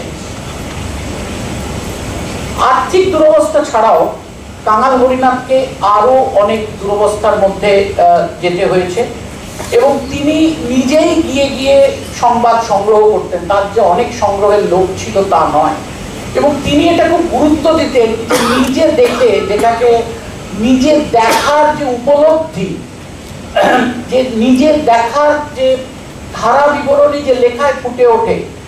দেখুন আমরা এখন সাংবাদিকতা করি, সত্যি কথা বলতে কি আমরা পরোক্ষ সাংবাদিকতা, কোথায় কি হয়েছে একটি আমাদের যে মাধ্যম আছে সেই মাধ্যমে দেখে নিলাম, ওখান থেকে লিখে দিলাম, যাই করলাম, সবটাই ওরকম হয়ে গেছে। আমরা ঘটনাস্থল থেকে অকুস্থলে নিজে দেখে, নিজে উপলব্ধি করে, অনুধাবন করে, বিশ্লেষণ করে আমরা করার প্রায় ছেড়ে দিয়েছি। আমরা আর অত যাই না, ওই কে কি বললো, তারপর বিনিময়ে কে কি বললো, ওইটা দিয়েই লিখে দিলাম। কিন্তু ঘটনাস্থলে যাওয়া সংগ্রহের জন্য, সেটা দুদিক থেকে, খরচের জন্যও বটে বা সংবাদের প্রয়োজনের জন্যও, এটাও কিন্তু এই সাংবাদিকতায় দেখুন আজকে এতদিন পরে যেটা আস্তে আস্তে লোপ পাচ্ছে, সেটা আজ থেকে 150 বছর আগে কতটা উনি বলেছিলেন। পত্রিকা সম্পাদনার কাজে নিজেকে পুরোপুরি নিয়োগ করার জন্য হরিনাথ কিন্তু শিক্ষকতার কাজটা ছেড়ে দিয়েছিলেন, এবং তারপর দিন গুজরানের জন্য এই পত্রিকা করে তো টাকা হতো না, অনেকে একটু সাহায্য দিতেন বলে পত্রিকাটা চলতো, উনি বই বিক্রি করতেন। চিন্তা করুন, একটা আদর্শের প্রতি মানুষের কত বড় নিষ্ঠা থাকলে তবে সেই কাজ করতে পারে। একে তো ছোটবেলা থেকে বড় হয়েছেন আধপেটা খেয়ে, এবং যেটা স্যার বললেন যে তার বস্ত্র ছিল না। রামমোহনের একটি লেখা এক জমিদারের জন্য নকল, তখন তো জেরক্স ছিল না বা পিডিএফ ছিল না, ফলে সেইটা হাতে লিখতে হতো। সেইটা বইটা লিখে দিয়ে তিনি অন্য সংস্থার তার দুমুটো হতো, কিন্তু একটি বস্ত্র পেয়েছিলেন যে বস্ত্র পরে তিনি সমাজে বেরোতে পারবেন। তার কত দারিদ্র তার ছিল, এবং সেই দারিদ্র সত্ত্বেও কিন্তু এই সংকল্পে তিনি অবিচল ছিলেন যে না, আমি সংবাদপত্রের মাধ্যমে গরিব মানুষের উপরে যে অত্যাচার হচ্ছে সেই অত্যাচারের বিরুদ্ধে আমি রুখে দাঁড়াবো। সেটার জন্য উনি বৃত্তি নিয়েছিলেন বই বিক্রির। কিন্তু তারপরে অনেকেই এই সাহায্য যারা দিত বুঝতেই পারলেন, মানে শাসকের বিরূপতা লক্ষ্য করে তারা আস্তে আস্তে হাত গুটিয়ে নিচ্ছিলেন, এবং 22 বছর চলার পর 1200 টাকা তখনকার দিনের ঋণগ্রস্ত হয়ে 1885 সালে তিনি এই পত্রিকাটা বন্ধ করে দেন। তবে এই পত্রিকা বন্ধের আগে একটি ঘটনা, একটা ঘটনা আমাদের জানাটা খুব জরুরি। এই ইংরেজ ম্যাজিস্ট্রেট এবং দেশি জমিদার এই দুদলের অন্যায় অবিচারের বিবরণ তার পত্রিকায় সমান গুরুত্বপূর্ণ। একবার পাবনার এক ম্যাজিস্ট্রেট মিস্টার হামফ্রি গ্রাম পরিদর্শনে এসে একজন গরিব বিধবার একটাই গরু ছিল, সে নিজে দুধ খেতেন এবং দুধ বিক্রি করে জীবন গুজরাট করতেন। সেই দুধ গরুটাকে নিয়ে চলে গেলেন। এবার তখন কাঙাল হরিনাথ লিখলেন যে ম্যাজিস্ট্রেট সাহেব গরু চোর।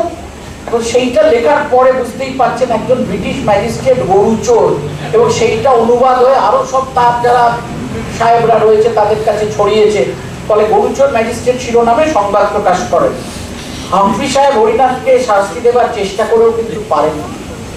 দেখুন, এই যে সত্যের জয়, এই যে কথায় বলা আছে না যে সত্যের জন্য সব ত্যাগ করা যায়, কিন্তু কোনো কিছুর জন্য এই সত্যকে ত্যাগ করা যায় না। এটা বলতে সহজ, আমি তো বলে চলে যাবো, একটা প্রথম কাঙাল হরিনাথ বক্তৃতা দিয়ে আমি চলে যাবো, তারপরে আমি কি করব আপনারা তো দেখতে যাবেন না।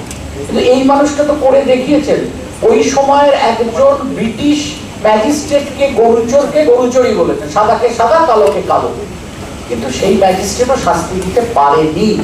তার মানে কিছু জনপ্রিয়তা ছিল, কিছু জনপ্রতিরোধ ছিল, কিছু তার সুনাম ছিল, কিছু একটা ছিল। সত্যের জন্য কিছু মানুষ আছে, সত্য এমনিতেই সত্যের একটা শক্তি আছে। যাই বলুন, আমি আমাদের দিয়ে বলছি না, আমি অন্তত তাকে দিয়ে বলছি।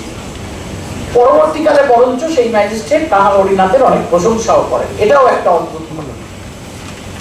আরেকটা কথা এখানে বলতেই হচ্ছে, যাদের সম্বন্ধে বলছি তাদের বাড়িটা খুব একটা দূরে নয়, এখান থেকে খুব কাছে, হাঁটা পথে। এখন তাদের বাড়ির একজন সম্বন্ধে কোনো কিছু, কোনো বাঙালি কেন পৃথিবীর কোনো লোকই খারাপ দেখতে চায় না। সেটা আমাদের এখানে যারা আছি স্যারেরাও বটে, আর ছাত্রছাত্রীরাও, এটা আমাদের পক্ষে তার কোনো কিছুই খারাপ নয়। তিনি আমাদের জীবনের আশ্রয়, আমাদের ভালো লাগা, খারাপ লাগা, সব কিছু, প্রেম, প্রণয়, শোক, দুঃখ, আনন্দ, সবকিছুর মধ্যেই তিনি আছেন। আমি তার কথায় আসছি না, কিন্তু তার আগে তাদের ওই জমিদারি ছিল। এবং এই পরিবারে কুষ্টিয়ার ওই যে বললাম শিলাইদহ বিরাহিমপুরের জমিদারি ছিল, এবং এদেরও কিন্তু একটু এরা খুব প্রজাদরদি ছিলেন না। ফলে এখানে রেকর্ড হচ্ছে তো, যা রেকর্ড হবে আপনার গলাতেই হবে, আমার গলায় হবে না, বুঝতে পারছেন তো। আমরা আসলে পেশায় সাংবাদিক, ফলে কেউ কিন্তু বানানির মামলা করলে আমায় করবে না, করবে আপনাকে। যাই হোক, হয়তো আমাকে অ্যাবেটমেন্ট মানে সহযোগিতা করার জন্য একটা মৃদু চার্জ হতে পারে, কিন্তু মূল চার্জটা আপনার উপরে হবে। যাই হোক, তো হরিনাথ তার গ্রাম বার্তায় এদের অত্যাচারের বিবরণ দ্বিধাহীন ভাবে প্রকাশ করতেন। প্রথম দিকে এরা হরিনাথকে অর্থের প্রলোভন দেখিয়েছিলেন, এরপর তারা গুন্ডার সাহায্যে হরিনাথকে দমন করার চেষ্টা করেছিলেন। বাস্তবই সত্যই, তাতেও তারা ব্যর্থ হয়েছিলেন। এই সমস্ত ঘটনার পর হরিনাথ এদের অনুরোধ করে লেখেন, ভাতৃভাবে বিনয় করিয়া বলিতেছি, অত্যাচার পরিত্যাগ করুন। কতটা সহজ ছিল তাদের প্রতি শ্রদ্ধাশীল একজন জমিদার, একটি বিশিষ্ট পরিবার তার প্রতি শ্রদ্ধাশীল। এবং এমনও বলা হয় যে ওই জমিদার একটি বিশেষ উপাধি নিয়েছিলেন। ওই উপাধি নেবার পর নাকি সেই উপাধির মধ্যে একটা দেবতুল্য, ঋষিতুল্য ভাব ছিল সে শব্দের মধ্যে।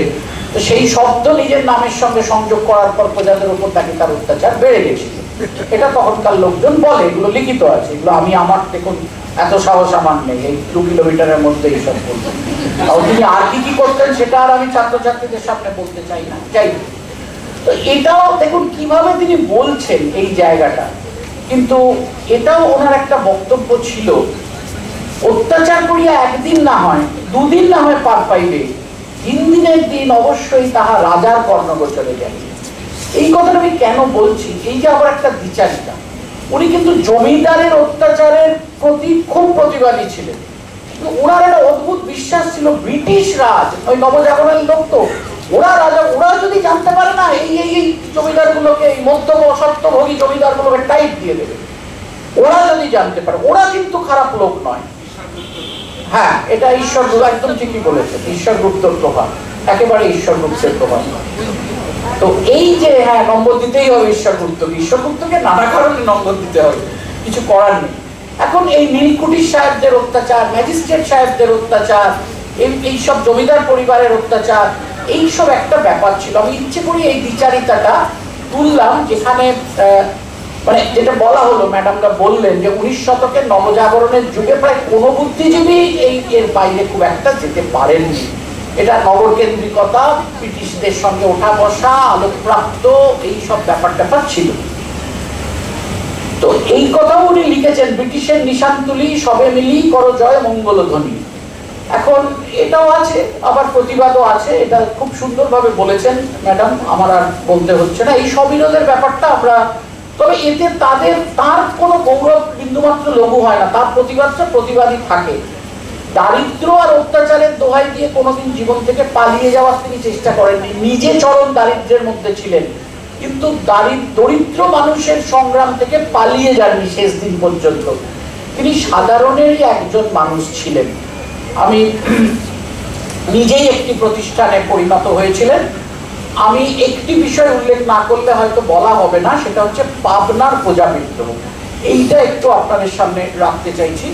প্রজা অসন্তোষের জন্য হরিনাথ সরকারের ঔদাসীন্য ও জমিদারের অত্যাচারকেই দায়ী, প্রজা অসন্তোষের জন্য হরিনাথ সরকারের ঔদাসীন্য ও জমিদারের অত্যাচারকেই দায়ী করেছেন। মানে ওনার যে বক্তব্যটা ছিল, এই যে প্রজারা বিরোধ করছে বা প্রতিবাদ করছে, কেন, কারণ এবং ফল, কজ এন্ড এফেক্ট। মূল কারণটা কিন্তু এটা নয়, মূল কারণ তুমি অত্যাচার করছো বলে ওরা সহ্য করতে না পেরে তখন প্রতিবাদ করছে। তাহলে প্রতিবাদ বন্ধ করতে গেলে ওই অত্যাচারটা বন্ধ করতে হবে, মূল কারণটা হচ্ছে অত্যাচার। এইটা ওনার বক্তব্য ছিল সবসময়। গভর্নমেন্ট এবং জমিদার লেবু চটকাইয়া নিরীহ বঙ্গবাসী দিগকে তিক্ত ও বিরক্ত করিয়া ক্রমে বিদ্রোহী করিলেন। যে সকল প্রজা গরুর মতো প্রহার সহ্য করিয়া কখনো দন্তস্ফুট করে না, তাহারা হঠাৎ বিদ্রোহী হইল, ইহা অল্প অত্যাচারের ফল নহে। জুন 1873। উনি কিন্তু বিভিন্ন পত্রপত্রিকার সমালোচনাও করছেন, সেগুলো তথাকথিত বিশিষ্ট মানুষদের পত্রপত্রিকা, এবং কোনোটার গৌরব কিন্তু কম নয়। হিন্দু পেট্রিয়ার্ক, অমৃতবাজার পত্রিকা, সোমপ্রকাশ, হিন্দু রঞ্জিকা, হিন্দু হিতৈষণী, দেশ হিতৈষিণী প্রভৃতি পত্রপত্রিকা খোলাখুলিভাবেই জমিদারের পক্ষ অবলম্বন করে সমর্থন জুগিয়েছিল। পক্ষান্তরে এ বিষয়ে গানবার্তা প্রকাশিকার মাধ্যমে কাঙাল হরিনাথের ভূমিকা ছিল সুস্পষ্টভাবেই প্রজা পক্ষে। অত্যাচারিত কৃষক প্রজার বিদ্রোহকে ন্যায়সঙ্গত বলে প্রতিপন্ন করে হরিনাথ গ্রামবার্তায় লিখেছিলেন। আমি আবুল হাসান চৌধুরী যেভাবে লিখেছেন আমি সেইটার থেকে বলছি। বিনা বাতাসে নদীতে ঢেউ ওঠে না, যে জমিদার অগ্রে অত্যাচার করিয়াছেন তিনি পরে অত্যাচারিত হইয়াছেন। এই দোষ যাহারা কেবল প্রজার কি জমিদারের স্কন্ধে অর্পণ করিয়া এক সম্প্রদায়কে তুলসী পত্রের ন্যায় নির্দোষ এবং অপর সম্প্রদায়কে সমস্ত দোষে দোষী করিতে চাহেন, তাহারা ন্যায়ের মস্তকে পদার্পণ করিতেছেন। পাবনার প্রজা বিদ্রোহে কৃষক প্রজার ভূমিকা সমর্থন করে হরিনাথ একে জমিদারের আচরণের প্রতিক্রিয়া বলে চিহ্নিত করেছেন।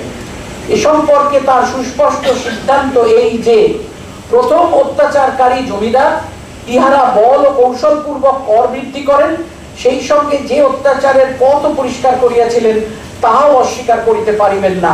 প্রজাগণ তাহাদের দৃষ্টান্ত অনুযায়ী সেই পথে গমন করিয়া অত্যাচার করিয়া অপরাধী হইয়াছেন, ইহা সকলেই স্বীকার করিবেন। আমরা তজ্জন্য কোনো কথাই বলিতে চাই না। যিনি যেমন কর্ম করিয়াছেন তদনুসারে ফল ভোগ করিতেছেন ও করিবেন, কখনোই বিনা দণ্ডে অব্যাহতি পাইবেন না। আমি আর বিশেষ এটা পড়তে চাইছি না। আর একটা ওনার জীবন যদি দেখা যায়, তাহলে আর একটা জিনিস আমরা দেখি ওনার সবকিছু কাজে একটা যৌথ প্রয়াস ছিল। এই যে গ্রামবার্তা প্রকাশিকা, সেটাও কিন্তু আরো কয়েকজন লোক এবং ছাপাখানার কর্মী সবাইকে নিয়ে তৈরি করেছিলেন। ওনার যে শিষ্যদের নাম পড়লাম, সেই শিষ্যরা নিয়ে ওনার একটা মণ্ডলী তৈরি করেছিলেন। যে বাউলের দলের কথা বললাম, সেখানে বেশ কয়েকজনকে নিয়ে একটা দল তৈরি করেছিলেন। এবং সাহিত্যের ক্ষেত্রেও তিনি কিন্তু একটা যৌথ প্রয়াস করতেন। একজন গীতিকার, একজন সুরকার, একজন গায়ক এবং অন্যান্য বাদকের সম্মিলিত প্রয়াসে একটি গান গীত হয়ে শ্রোতাদের কাছে পৌঁছয়। এক্ষেত্রে প্রয়াসের যৌথতা লক্ষ্য করা যায়। সংবাদ সাময়িক পত্রেও যৌথ প্রয়াসের ফল, কিন্তু সাহিত্য রচনার ক্ষেত্রে যৌথ প্রয়াস একটি নতুন বিষয়, অন্তত 19 শতকের শেষ পাদে তো বটেই। আসলে 1288 বঙ্গাব্দের ফাল্গুন সংখ্যায় হরিনাথ তিন ছদ্মনামে একটি নাটক প্রকাশ করেন। এবার নাটকটা লিখতে লিখতে তার মানে শেষকালে হরিনাথের শরীরটা ভালো থাকে না। এই যে দেখবেন আজকাল একটা তৈরি হয়, কিছুটা একজন লিখলো, তারপর শ্রোতা পাঠকদের দিয়ে দিল, বাকিটা এক একজন করে বলুন, বা একটা খেলাও হয়, দেখবেন আমরা খেলি। উনি কিন্তু নাটকের শেষে এটা বলেছিলেন যে এটা আপনারা লিখে পাঠান বাকি অংশটা। এটাও কিন্তু একটা ওনার খুবই একটা নতুন প্রয়াস। মানে এটা গানের ক্ষেত্রে হয়, এই যে ক্রাউড ফান্ডিং এর মতো, মানে ক্রাউড রচনা, এটাও কিন্তু না। ঠিক আছে, ঠিক আছে,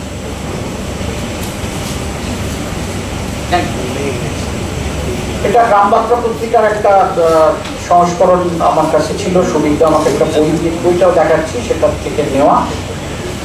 তো এর আমরা একটা জিনিস বুঝলাম যে একজন প্রতিবাদী যিনি দীন দরিদ্র অনাথ তথাকথিত ইংরেজি শিক্ষার আলোকপ্রাপ্ত না হয়েও ওই যুগের নবজাগরণের যে আলোকবর্তিকা, সেটা একেবারে প্রত্যন্ত অঞ্চলে নিয়ে গেছিলেন, সচেতন করেছিলেন, মানুষদের সংস্কৃতি চেতনা সম্পন্ন এবং সুস্থ জীবনবোধের চেতনা দিয়েছিলেন।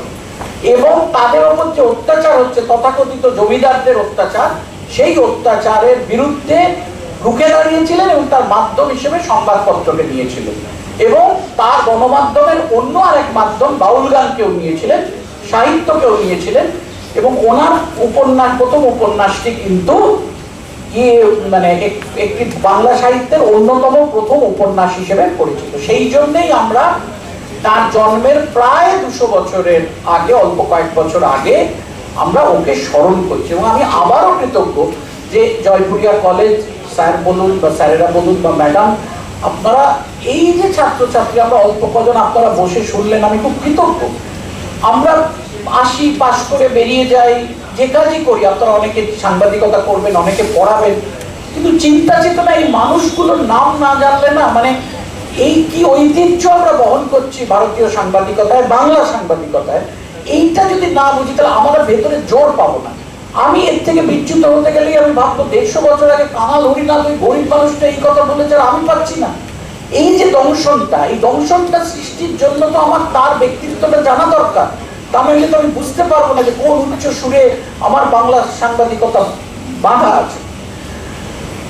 আমি এবার দ্বিতীয় পর্যায়ে আসছি, আপনাদের বেশি ধৈর্যচ্যুতি করব না। আমি একটা হয়েছে যে এই যে বলা হচ্ছে যে এই যে বিষয়টা বলা হয়েছে, দেখুন যে হরিনাথের লড়াই কি আজ মূল্য পেয়েছে, অর্থাৎ প্রতিবাদী সাংবাদিকতা। আমাদের কতগুলো জিনিস বুঝতে হবে। ওই সময় একা একটা কাগজ করে কিছু মানুষের আর্থিক অনুদানে একটা কাগজ, একটা ছাপাখানা তৈরি করে কিছু জায়গায় যে কাগজ বিক্রি করে একটা জনমত তৈরি করা যেত। আজ কিন্তু আমরা সে জায়গায় নেই। বৃহৎ গণমাধ্যম, মুদ্রণ মাধ্যমও এখন বৃহৎ পুঁজি, বড় সংবাদপত্র, এবং বড় সংবাদপত্রকে টিকে থাকতে হয়, এটা কিন্তু একটা বাণিজ্যিক বিষয়। এই বড় সংবাদপত্রকে টিকে থাকতে হয়, কারণ এটা একটা বাণিজ্যিক বিষয়। তার কারিগরি দিক, তার সংবাদ গ্রহণ এবং তার যে বিভিন্ন শহর থেকে যে ছাপা হয় সংস্করণ, এই জিনিসগুলো করতে গেলে একটা বৃহৎ পুঁজির প্রয়োজন হয়।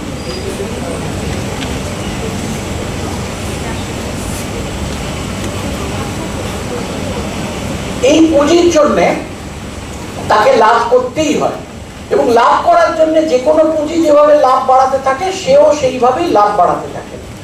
ফলে সে তার কাগজকে খুব স্বাভাবিকভাবেই একটা জায়গায় একমুখী করে তোলে। অর্থাৎ আমরা আগে যে ভারসাম্যমূলক সংবাদ বুঝতাম, যে সব দিকটা বলা আছে, পরিভাষায় আগে যাকে আমরা ফেয়ার অ্যান্ড ব্যালেন্সড বলি, আজকাল কিন্তু সেটা হচ্ছে না। আচ্ছা বলুন তো, এতে কতটা, এতে জলের পরিমাণ কত? আমি সংখ্যায় বলছি না, অর্ধেকটা বলছি না, অর্ধেকটা খালি।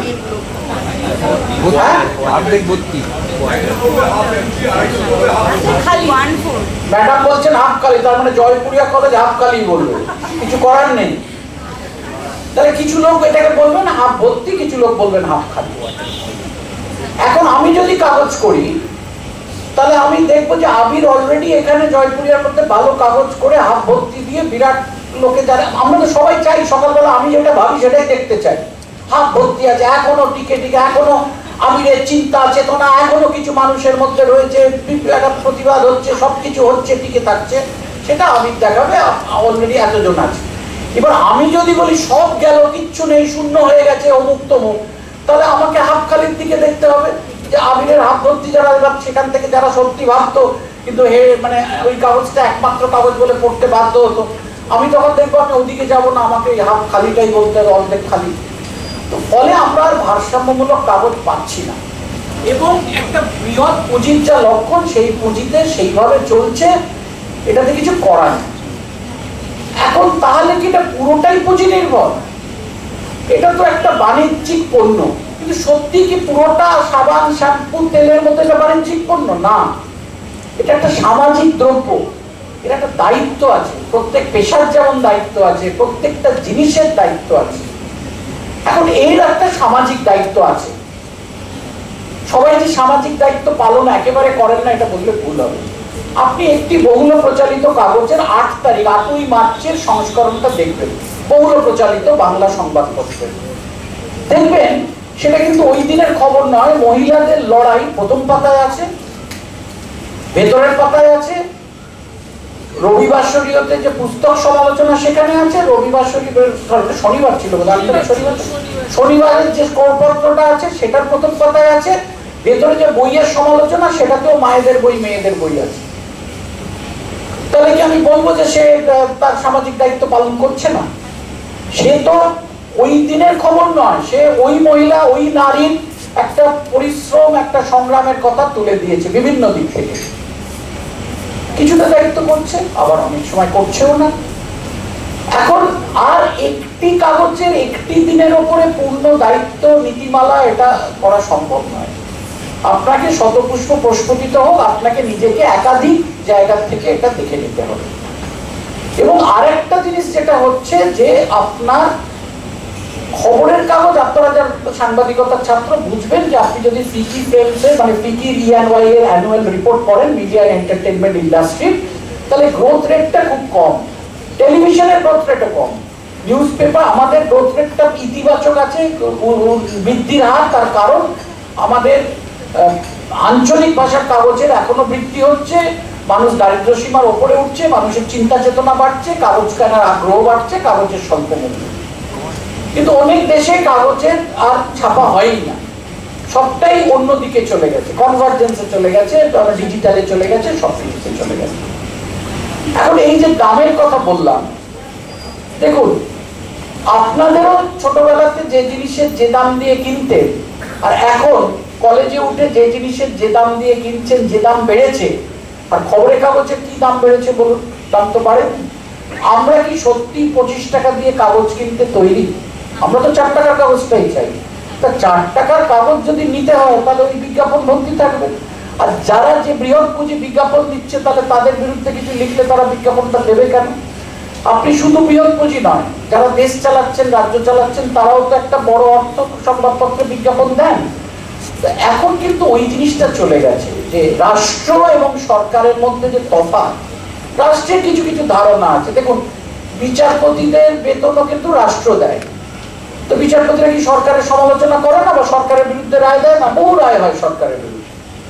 তাহলে মানে খবরের কাগজ বা অন্য গণমাধ্যম কি বিজ্ঞাপন পাবে না? যেহেতু আমি সরকারের বিরুদ্ধে বলি, বিজ্ঞাপন যদি রাষ্ট্র দেয়। এবং এখানে আমাদের আরেকটা কথা বলতে হবে যে যেহেতু তারা বিজ্ঞাপন দিচ্ছে, তারা নিয়ন্ত্রণ করছে, ফলে আমরা সেই জায়গা পাচ্ছি না। এবং আরেকটা জিনিস, এই শব্দটা আপনারা খুঁজে দেখবেন, ক্রনি জার্নালিজম। আমরা কিন্তু মানে ধরে আনতে বললে বেঁধে আনছি। আমাদের ওই এমার্জেন্সির সময় বলা হতো মাথা নিচু করতে বললে আমরা হামাগুড়ি দিচ্ছি, কারণ হয়তো আমাদের কিছু প্রসাদ লাভ হবে, কিছু লাভ হবে, আমরা ওইটার মধ্যে এটা চাই। এবং অধিকাংশ পুঁজিরই অন্য কোনো ব্যবসা থাকে, ফলে অন্য ব্যবসায় যদি সমালোচনা, ব্যবস্থাদিক সমালোচনা করা হয়, তাহলে অন্য ব্যবসায় ক্ষতি হতে পারে। এরকম একটা সমস্যা তৈরি করেছে আমাদের তা। এবং দেখবেন টেলিভিশনটা বা খবরের কাগজও আমাদের দেশের দু একটি পরিবারের হাতেই কিন্তু মূলত খবরের কাগজটি মালিকানা কেন্দ্রীভূত। টেলিভিশনের মালিকানাও সেভাবে কেন্দ্রীভূত, তবে টেলিভিশনের বৃদ্ধির হারও কিন্তু কমছে, খুব কম, 3.2। ওটিটির মাধ্যমে সবাই চলে আসছে। তাহলে ডিজিটালে আজকে ক্রাউড ফান্ডিং হচ্ছে, আমরা অনেকেই সাবস্ক্রাইব করছি, সাবস্ক্রিপশন রেভিনিউটা অনেক বাড়ছে। ফলে সাবস্ক্রিপশন রেভিনিউ দিতে থাকলে বিজ্ঞাপনের প্রভাব থাকবে না, এবং মানুষজন যেটা পছন্দ হবে সেটাই তারা নেবে। এখন এটা একটা ব্যাপার আছে যে এই বাণিজ্যিক দিক থেকে হচ্ছে না। তাহলে বাণিজ্যটাকে যদি বাদ দিই, তাহলে আজকে ডিজিটাইজেশন হ্যাজ ডেমোক্রেটাইজড দ্য সিস্টেম।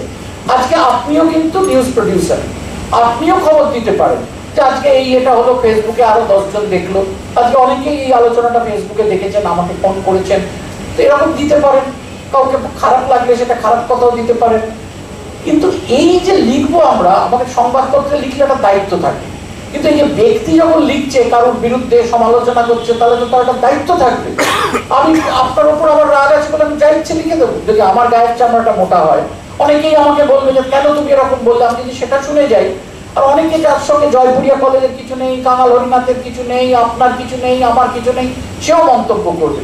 এসব কথা এখানে বাচ্চাদের, কোমলমতি ছাত্রছাত্রীদের সামনে এসব কথা বলার কোনো কারণই ছিল না। তার সঙ্গে সাংবাদিকতা সমাজের কোনো যোগ নেই। দেখবেন হয় লাইক করছে, নয় ট্রোল হচ্ছে, নয় কিছু হচ্ছে।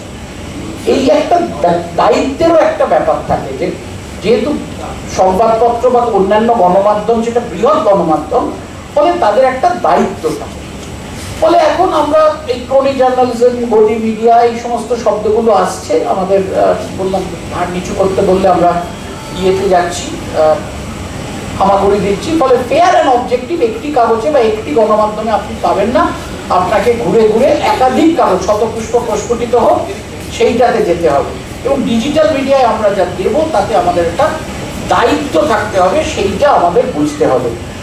সে অর্থে দেখতে গেলে যদি এক কথায় বলা যায়, প্রতিবাদী কাজ কমে গেছে এবং রাষ্ট্র ব্যবস্থা এমনভাবে দমন করছে যারা বেশি প্রতিবাদী, সে ডিজিটাল মিডিয়া হোক, এবং সেই ডিজিটাল মিডিয়ায় সাংবাদিকদের মোবাইল নিয়ে চলে যাচ্ছে, তাদের গ্রেফতার করছে, তাদের কোনো একটা আর্থিক কিছুতে, কোনো কিছুর মধ্যে কিছু একটা কারণ দিয়ে দিচ্ছে, এই করছে, সেই করছে। রাষ্ট্রের হাতে নানা রকম ক্ষমতা থাকে, কিন্তু এটা অস্বীকার করলে চলবে না, এটা থাকে, এটা বাস্তব, আইনের হাতে আছে।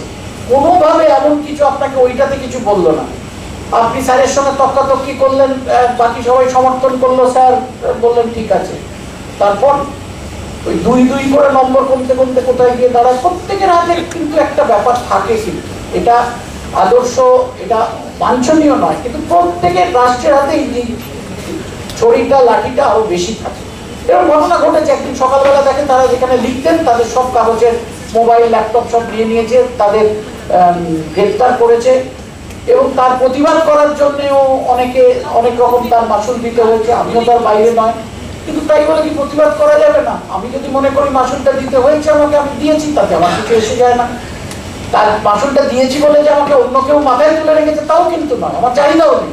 আমার বিবেক বুদ্ধি বিবেচনা মনে হয়েছে যে না, এইভাবে একটা সংবাদপত্রের লোকজনকে বা সংবাদ মাধ্যমের লোকজন, তারা নামকরা সাংবাদিক যিনি ইমার্জেন্সির সময়ও কারাবরণ করেছেন, তিনি এখনো কারাবরণ করছেন, এখানেই বোধহয় সার্থকতা। এখনো এই ধরনের ঘটনা আমাদের দেশে ঘটছে। আমি বেশি আগের কথা বলছি না, 1-2 বছর আগের কথা বলছি। এবং সেই ঘটনা ঘটার প্রতিবাদ করাতে আমি আমার জীবন দিয়ে বলতে পারি সামান্য হলেও তার ফল আমাকে ভোগ করতে হয়েছে, তাতে আমার কিছু এসে যায়নি। এখন কে, যেটা স্যার তুললেন যে আমি আমার সুন্দর চাকরি অবস্থায় চাকরিটা ছেড়ে দিয়ে প্রতিবাদ করব, নাকি এখন আমি অবসর নিয়েছি, আমি তো আমার পেনশনটা তো আর আটকাতে পারবে না, হয়তো আটকাতেও পারে, তখন কোর্টে যেতে হবে। আমাদের ওপরেও যে অত্যাচার এসছে, কখনো আমরা কেন্দ্রীয় সরকারে চাকরি করেছি বলে তার ক্যাট আছে, অমুক আছে, সেগুলো পরের কথা। কে কতটা প্রতিষ্ঠান বিরোধী হবে এবং প্রতিষ্ঠান বিরোধী হয়ে টিকে থাকতে পারবে, একটা জিনিস বুঝতে হবে, যদি কাগজটাই উঠে যায় তাহলে কাগজের ভেতরে ভালো বলছি কি খারাপ বলছি কিছু থাকবে না। গণমাধ্যমটাই যদি উঠে যায়, একটা ব্যালেন্স রাখতে হবে, অর্থাৎ পুঁজির মুনাফার সব থেকে বাড়াবার একটা লক্ষ্য থাকবে, কিন্তু এটা সামাজিক দ্রব্য বলে তারও একটা ব্যালেন্স থাকতে হবে, একটা একটা সামঞ্জস্য থাকতে হবে এবং ন্যূনতম কিছু নীতিমালা থাকতে হবে। যে কোনো পেশারই থাকে, শিক্ষকের আছে, সাংবাদিকের আছে, চিকিৎসকের আছে, আইনজীবীর আছে, একটা নীতিমালা না থাকলে কিন্তু কোনো পেশাতেই থাকা যায় না, নিজের বিবেকের কাছে থাকা যায় না। আমরা হয়তো এত বড় কাজ করতে পারবো না, কিন্তু আমরা যাতে মনে রাখি আমাদের পূর্বসূরি কারা ছিলেন, যে না করতে পারলে তাদের কথা মনে করে যাতে দংশন হয়, আপনাদের মতো কোমলমতি ছাত্রদের এই দিকে উদ্বুদ্ধ করার জন্যই আজকের এই আলোচনা। এই কাজটাও একটি শিক্ষা প্রতিষ্ঠানের গুরুত্বপূর্ণ কাজ। শুধু পাঠদান যেটা আমাদের সিলেবাসের মধ্যে আছে, ফার্স্ট পেপার, ইউনিট 1, 3 মডিউল, তার সিওপিও, তাতে টিক দিলাম, তার কোশ্চেন করলাম, তার এমসিকিউ ডাইনে বাঁয়ে হয়ে গেল, তা নয়। শিক্ষাঙ্গন মানে হচ্ছে তার একটা দায়িত্ব আছে, তার চরিত্র গঠন, তার চিন্তা চেতনার গঠন, এটা কিন্তু পরে কর্মক্ষেত্রে হয় না। আমি আবারও মাননীয় অধ্যক্ষা, মাননীয় অধ্যাপক পাইন এবং অধ্যাপক চট্টোপাধ্যায় এবং আরো যারা এসছেন এবং যারা এর সঙ্গে আছেন তাদের কৃতজ্ঞতা জানাচ্ছি। কৃতজ্ঞতা সুবিরদাকে। সুবিরদা ওই যেমন ওনারও অনেক গুরু ছিলেন, ওনারও শিষ্য ছিলেন, এরকম আমিও সুবিরদার একটু শিষ্য, এটা অনেক কিছুই সুবিরদা দিয়েছেন। আমি আবারও বলছি, এটা একাধিক বই, আমি বইগুলো আরেকবার বলে দিচ্ছি। গ্রামবার্তা প্রকাশিতা, সম্পাদনা অমর দত্ত, এটাতে শুধু গ্রামবার্তার লেখাগুলো আছে। ডক্টর অশোক চট্টোপাধ্যায়, কাঙাল হরিনাথ মজুমদার জীবন ও সাহিত্য, আর আবুল হাসানাতের একাধিক লেখা এবং সত্যব্রতী গিরির গণতান্ত্রিক লেখক সমিতির একটা ওই বাঙালি অভিধান আছে সেটা, আর এইটাও গ্রামবার্তা প্রকাশনা নিয়ে দুটো যে লেখা, এগুলোর থেকেই আমি অধ্যাপক মোহিত রায় এবং আবুল হাসান চৌধুরী এইগুলোর থেকেই বলেছি। আমি একজন সাংবাদিক, অন্যের জিনিস সংকলন করাটাই আমার কাজ, আমি সেটাই করেছি। এটা কোনো মানে আমার নিজস্ব মতবাদ বা নিজস্ব কোনো কৃতিত্ব নয়। এই সুযোগ পাওয়ার জন্য আমি কৃতজ্ঞ। পরিশেষে বাংলা সাংবাদিকতার এইরকম প্রতিবাদী সাংবাদিক চরিত্র কাঙাল হরিনাথের প্রতি শ্রদ্ধা জানিয়ে আমার বক্তব্য শেষ।